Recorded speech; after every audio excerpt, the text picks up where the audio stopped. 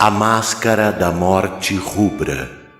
Conto de Edgar Allan Poe. Durante muito tempo a morte rubra devastara aquele país. Jamais se vira peste tão fatal e tão terrível. O sangue era a sua encarnação e o seu sinete. A vermelhidão e o horror do sangue aparecia com agudas dores e súbitas vertigens, seguindo-se de profunda sangueira pelos poros e decomposição. Manchas vermelhas no corpo e sobretudo no rosto da vítima eram a marca da peste, que a privava do auxílio e da simpatia de seus semelhantes. E todo o progresso e término da doença não duravam mais de meia hora. Mas o príncipe Próspero era feliz, destemido e sagaz.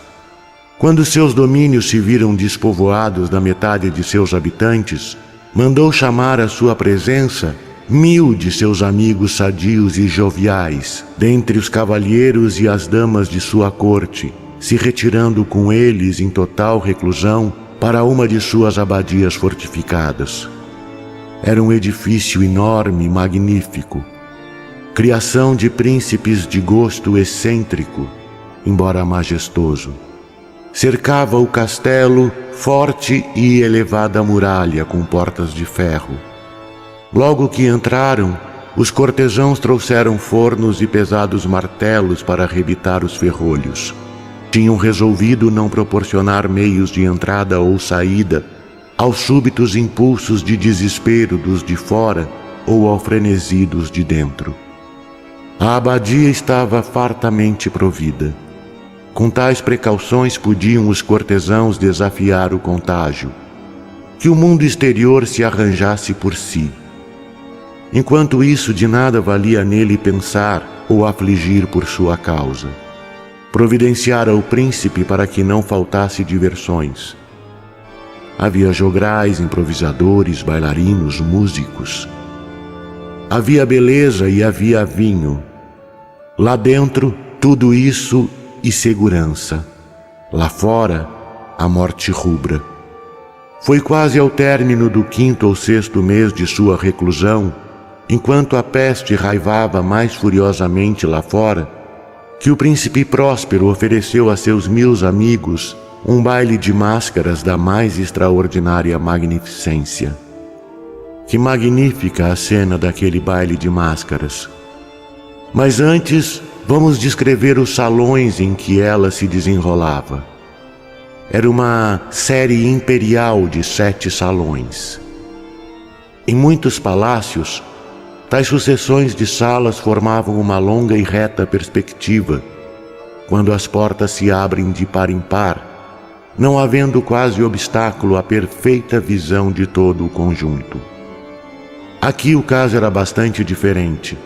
Coisa, aliás, de esperar do amor do príncipe pelo fantástico. Os aposentos estavam tão irregularmente dispostos que a visão abrangia pouco mais de um de cada vez. De 20 ou de 30 em 30 jardas, havia uma curva aguda, e a cada curva uma nova impressão.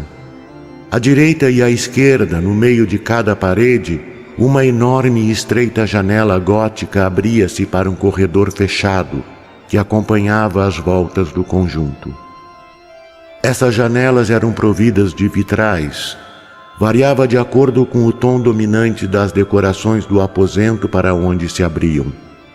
O da extremidade oriental, por exemplo, era azul, e de azul vivo eram suas janelas. O segundo tinha ornamento e tapeçarias purpúreos, e purpúreas eram as vidraças. O terceiro era todo verde, e verdes eram também as esquadrias das janelas. O quarto aposento estava mobiliado e iluminado com cores alaranjadas. O quinto era branco e o sexto roxo. O sétimo estava totalmente coberto de tapeçarias de veludo preto que pendiam do teto e pelas paredes, caindo em pesadas dobras, um tapete do mesmo material e da mesma cor. Mas somente neste salão, a cor das janelas não correspondiam às da decoração. As vidraças, os vidros ali eram escarlates, da cor do sangue vivo. Em nenhum daqueles 7 salões havia qualquer lâmpada ou candelabro em meio à profusão de ornamentos dourados que se espalhavam por todos os cantos ou pendiam do forro. Luz de espécie alguma emanava de lâmpada ou vela dentro da série de salas. Mas nos corredores que acompanhavam a perspectiva, erguia-se em frente de cada janela um pesado tripé com um braseiro que projetava seus raios vitrais coloridos e assim iluminava deslumbrantemente a sala, produzindo numerosos aspectos vistosos e fantásticos. Na sala negra, porém, o efeito do clarão dava sobre as negras cortinas através das vidraças tintas de sangue. Era extremamente lívido e dava uma aparência tão estranha às fisionomias dos que entravam que poucos eram o bastante ousados para nela penetrar. Era também nesse salão que se erguia, encostado à parede que dava para o oeste, um gigantesco relógio de ébano. O pêndulo oscilava para lá e para cá com um tic-tac vagaroso, pesado, monótono. E quando o ponteiro dos minutos concluía o circuito do mostrador e a hora ia soar, emanava dos pulmões de bronze do relógio um som claro, elevado, agudo e excessivamente musical, enfático e característico que, de hora em hora, os músicos da orquestra viam-se forçados a parar por instantes a execução da música para ouvir o som do pesado relógio de ébano. Dessa forma, obrigatoriamente, os dançarinos paravam suas evoluções e toda a alegre companhia se sentia por instantes perturbada. E enquanto os carrilhões do relógio ainda soavam, se observava que os mais alegres tornavam-se pálidos, e os mais velhos e serenos passavam as mãos pela fronte, como se em confuso devaneio ou meditação. Mas quando os ecos cessavam por completo, leves risadas imediatamente contagiavam a reunião. Os músicos olhavam uns para os outros e sorriam de seu próprio nervoso e loucura, fazendo votos sussurrados uns para os outros, para que o próximo carriolhar do relógio não produzisse idêntica emoção. No entanto, passados 60 minutos, ou de novo outro carriolhar do relógio, e de novo se viam na mesma perturbação, o mesmo tremor, as mesmas atitudes meditativas. Porém, a despeito de tudo isso, que esplêndida e magnífica festa! O príncipe tinha gostos característicos. Sabia escolher cores e efeitos. Desprezava os ornamentos apenas em moda. Seus desenhos muito audazes e vivos e suas concepções esplendiam como um lustre bárbaro. Muita gente o julgava louco, mas seus cortesãos achavam que não. Era preciso ouvi-lo, vê-lo e tocá-lo para se estar certo que ele não o era. Por ocasião dessa grande festa, dirigira ele próprio, em grande parte, os mutáveis adornos dos 7 salões, e fora do seu próprio gosto que escolhera as fantasias. Mas não havia dúvidas de que eram grotescas. Havia muito brilho, muito esplendor. Havia formas arabescas com membros e adornos desproporcionados. Havia concepções delirantes, como criações de louco. Havia muito de belo e muito de atrevido, de esquisito, algo de terrível e pouco do que poderia causar aversão. Na realidade, uma multidão de sonhos deslizava para lá e para cá nas 7 salas, e estes sonhos giravam de um canto para o outro, tomando a cor das salas e fazendo a música extravagante da orquestra parecer o eco de seus passos. Mas logo soava o relógio de ébano. Então, durante um instante, tudo parava e tudo silenciava, exceto a voz do relógio. Os sonhos parados, como que gelados. Os ecos do carrilhão, porém, morriam, e uma leve gargalhada mal contida acompanhava os ecos que morriam. E logo depois a música explodia e os sonhos reviviam e rodopiavam mais alegremente do que antes, tingiam da cor das janelas multicoloridas através das quais se filtravam os luminosos raios dos tripés. Mas nenhum dos mascarados se aventurava até a sala que entre as 7 mais ao ocidente se encontrava, porque a noite estava declinando e ali dimanava a luz mais vermelha através das vidraças sanguíneas, e o negro dos planejamentos tenebrosos apavorava. E para aqueles cujos pés pisavam o tapete negro, do relógio de ébano ali perto, provinha rumor abafado, mais solenemente enfático do que o que alcançava os ouvidos de quem se comprazia nas alegrias dos outros aposentos mais distantes. Mas esses outros aposentos estavam densamente apinhados e palpitava o coração da vida. E a festa continuou a rodopiar até que afinal o relógio começou a soar à meia-noite. E então a música parou, e pararam as evoluções dos dançarinos. E como antes houve uma perturbadora parada de tudo, mas agora o carrilhão do relógio teria de bater 12 pancadas.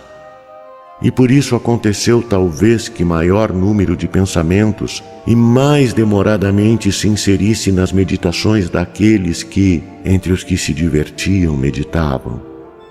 E por isso talvez aconteceu também que, antes de silenciarem por completo os derradeiros ecos da última pancada, muitos foram os indivíduos em meio à multidão que puderam certificar-se da presença de um vulto mascarado que até então não havia chamado a atenção de ninguém.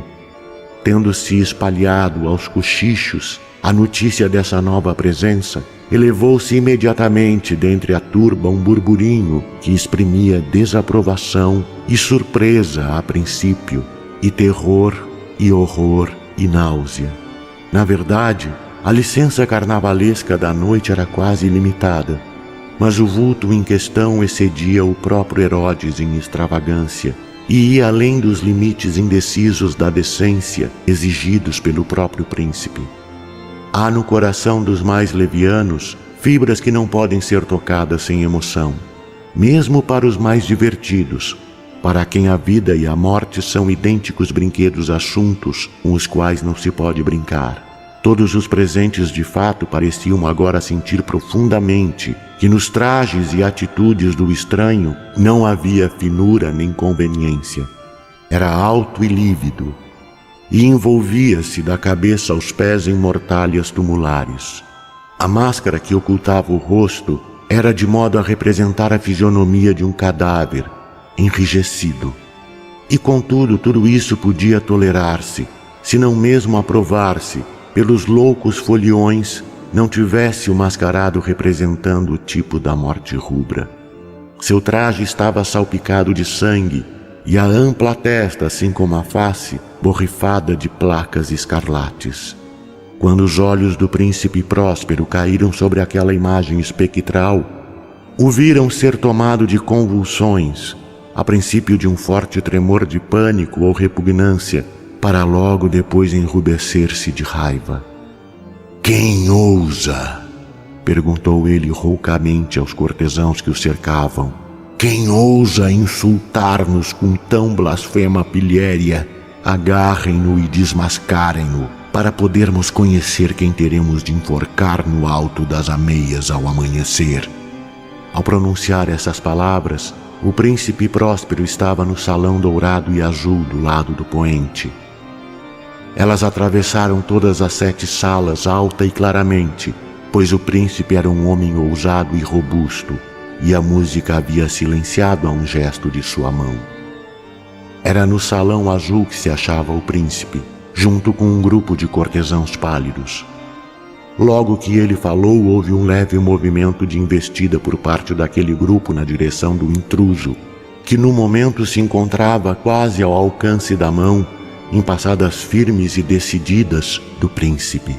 Mas em virtude de um indefinível terror que a todos os presentes causara o louco atrevimento do mascarado, não se achou quem ousasse estender a mão para agarrá-lo, de modo que sem empecilho passou a uma jarda do príncipe, E enquanto toda a assembleia, como movida por um só impulso, recuava do centro da sala para as paredes, seguiu ele seu caminho sem deter-se, com os mesmos passos solenes e medidos que o haviam distinguido do salão azul ao salão purpúreo, do purpúreo ao verde, do verde ao alaranjado, deste ao branco e até o roxo, sem que um movimento de decisão se fizesse para detê-lo. Foi então que o príncipe, enlouquecido de vergonha de sua própria e momentânea covardia, correu precipitadamente através das 6 salas, sem que ninguém o seguisse, pois um terror mortal de todos se apossara. Brandia um punhal desembainhado e se aproximara com rápida impetuosidade a poucos passos do vulto que se retirava, quando este último, tendo alcançado a extremidade do salão de veludo, voltou-se subitamente e arrostou seu perseguidor.